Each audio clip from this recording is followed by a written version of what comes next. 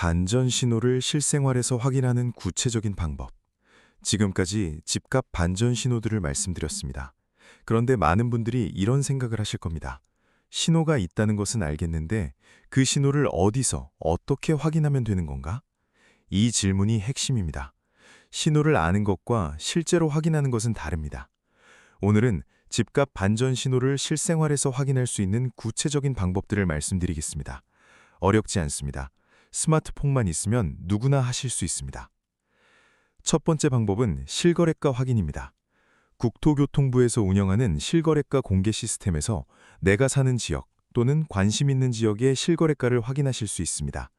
이 시스템에서는 실제로 거래된 가격과 거래 날짜를 볼 수 있습니다. 이것을 정기적으로 확인하시면 거래가 늘고 있는지, 줄고 있는지, 가격이 오르고 있는지 내리고 있는지를 직접 눈으로 확인하실 수 있습니다. 특히 같은 아파트 단지의 거래 기록을 시간 순서대로 보시면 가격의 흐름이 보입니다. 몇 달 전 거래가와 최근 거래가를 비교해 보시면 지금 그 지역이 어느 방향으로 움직이고 있는지 파악하실 수 있습니다. 두 번째 방법은 주변 중개사무소와 정기적으로 소통하는 것입니다. 부동산 중개사분들은 매일 현장에서 시장을 봅니다. 어느 매물이 빠르게 팔리는지, 어떤 가격대의 거래가 이루어지는지, 요즘 사려는 사람이 많은지 파는 사람이 많은지, 그 생생한 정도를 가지고 계십니다. 집을 살 생각이 없더라도 내 집이 있는 동네 중개사무소에 가끔 들러서 요즘 시장 분위기가 어떠냐고 여쭤보는 것이 도움이 됩니다. 전문적인 분석이 아니더라도 현장에서 느끼는 분위기를 들어보는 것 자체가 중요한 정보가 됩니다. 다만 중개사의 이야기는 참고로 들으시되 그것만으로 결정하시면 안 됩니다. 중개사마다 보는 시각이 다르고 상황에 따라 편향된 정보를 줄 수도 있습니다. 여러 중개사무소의 이야기를 종합해서 듣는 것이 좋습니다. 세 번째 방법은 입주 물량 일정을 미리 파악하는 것입니다. 내가 관심 있는 지역에 앞으로 몇 년 동안 새 아파트가 얼마나 들어오는지를 미리 파악해 두세요. 입주 물량이 많은 시기에는 집값이 조정을 받을 가능성이 높습니다. 반면에 입주 물량이 없는 시기에는 공급 부족으로 집값이 버티거나 오를 수 있습니다. 이 정보는 부동산 관련 정보 사이트에서 확인하실 수 있습니다. 지역별 입주 예정 물량을 정기적으로 확인하는 습관을 만드시면 공급 측면에서의 신호를 미리 읽으실 수 있습니다. 네 번째 방법은 금리 뉴스를 꾸준히 보는 것입니다. 매달 또는 격달로 한국은행에서 기준금리 결정 결과가 발표됩니다. 그 결과와 함께 앞으로의 방향에 대한 이야기도 나옵니다. 이 뉴스를 꾸준히 보시면 금리가 어느 방향으로 가고 있는지를 파악하실 수 있습니다. 어렵게 생각하지 마세요. 금리를 올렸다, 동결했다, 내렸다. 이 세 가지 방향 중 어느 쪽인지만 알아도 충분합니다. 그리고 앞으로 어느 쪽으로 갈 것 같다는 전문가들의 이야기도 참고해 보세요. 완벽하게 예측하려는 것이 아니라 방향을 읽는 것이 목적입니다. 경기도 광주시에 사시는 69살의 박모 씨는 은퇴 후에 이 네 가지 방법을 꾸준히 실천하고 계십니다. 매주 한 번 실거래가를 확인하고 한 달에 한 번 동네 중개사무소에 들르고 금리 발표가 있을 때마다 뉴스를 챙겨봅니다. 처음에는 이것들이 어렵게 느껴졌는데 몇 달 하다 보니 익숙해졌고 이제는 시장의 흐름이 어느 정도 보이기 시작했다고 하셨습니다. 집값을 예측하는 것이 아니라 방향을 읽는 것이 목적이라는 것을 알게 됐다고 하셨습니다. 하루에 10분씩 투자하는 것이 내 가장 큰 자산을 지키는 방법이라고 하셨습니다. 반전 신호를 읽는 것은 대단한 능력이 아닙니다. 꾸준한 관심이 만드는 것입니다. 지역별로 반전 시점이 다른 이유. 집값 반전 신호를 이야기할 때 반드시 말씀드려야 할 것이 있습니다. 같은 나라 안에서도 지역마다 반전 시점이 완전히 다를 수 있다는 것입니다. 서울의 집값이 반등하기 시작했다는 뉴스가 나와도 지방 소도시의 집값은 여전히 내려가고 있을 수 있습니다.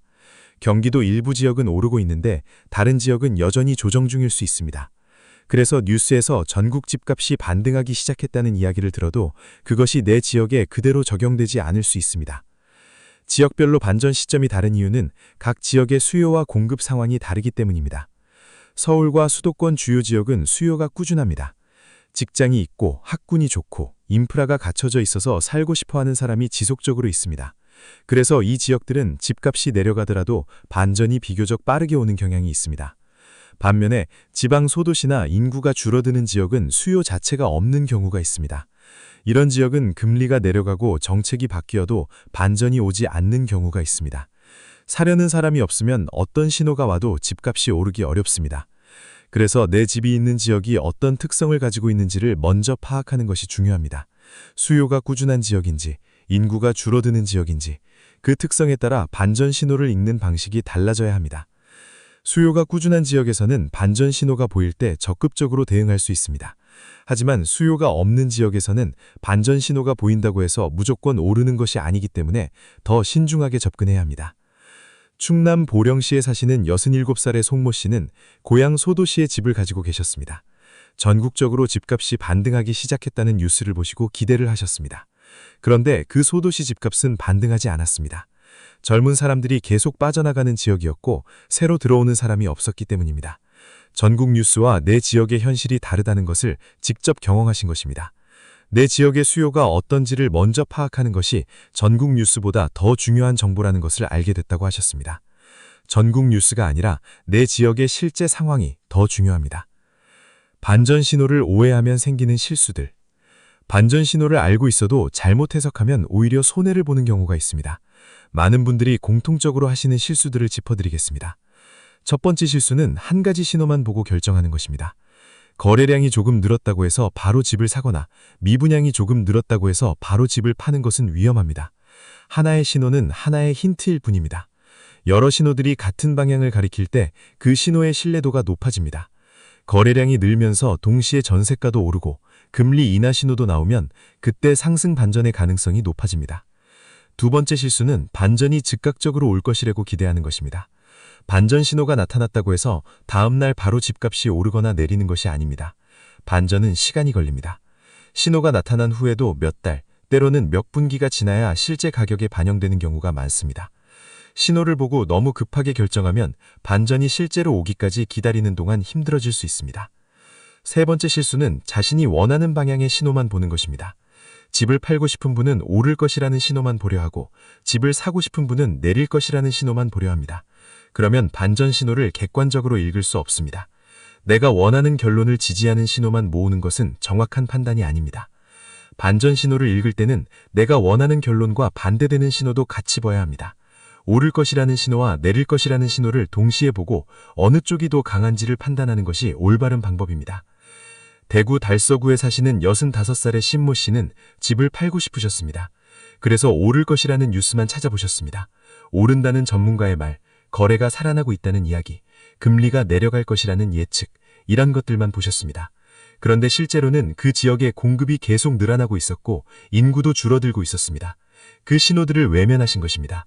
결국 기다리는 동안 집값이 더 내려갔고 처음에 파셨을 때보다 낮은 가격에 팔게 됐습니다.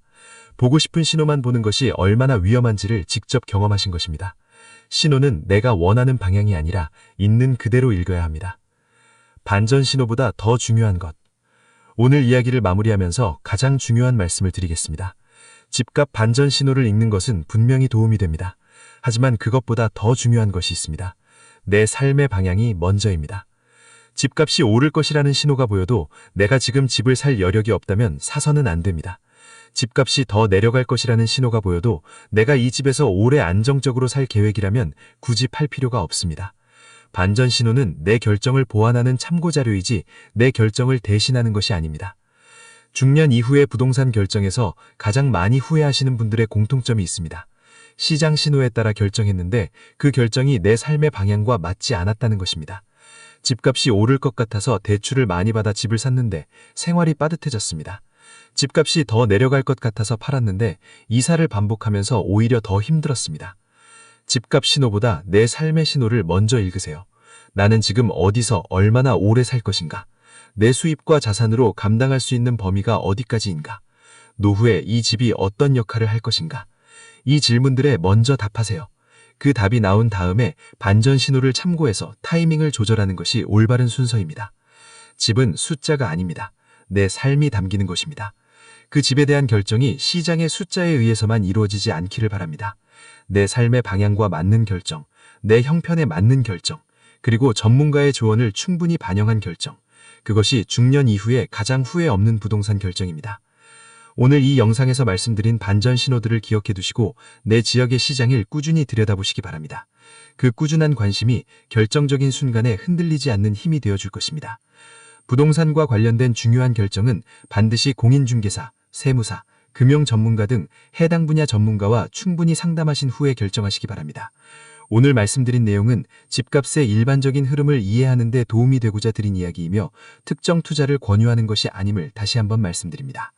오늘 이 영상이 도움이 되셨다면 구독과 좋아요 한 번씩만 눌러주세요. 집값 때문에 고민 중이신 주변 분께 이 영상을 나눠주시면 감사하겠습니다. 그분의 결정에 오늘 이 이야기가 조금이나마 도움이 될 수 있기를 바랍니다. 다음 영상에서도 중년의 삶에 꼭 필요한 실용적인 이야기로 찾아뵙겠습니다. 감사합니다.